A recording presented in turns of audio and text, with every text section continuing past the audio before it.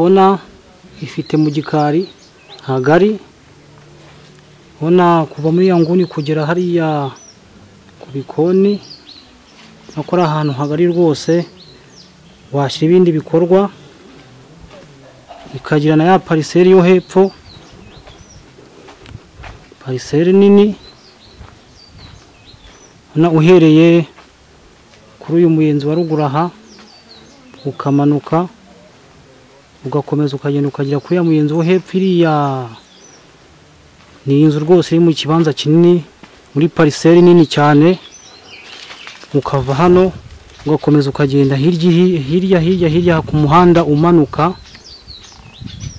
dufite kuri wa muhanda umanuka uva ku biro by'umurenge wa Mayange ukajya muri santere mu metero nkeya cyane. Ni inzu rero mu santere ya Kamugenzi hagati mu santere katikati.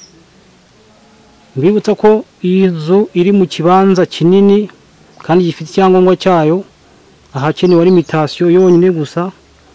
Ikibanza kirahari kandi icyangombwa kirahari, kandi inzu ni nini iri mu buso bungana. Iki kibanza rwose cyangwa se iyi nzu uko muyibona, ni inzu nini ifite ibyumba 3 na salo, ibyumba 2 dubure binini.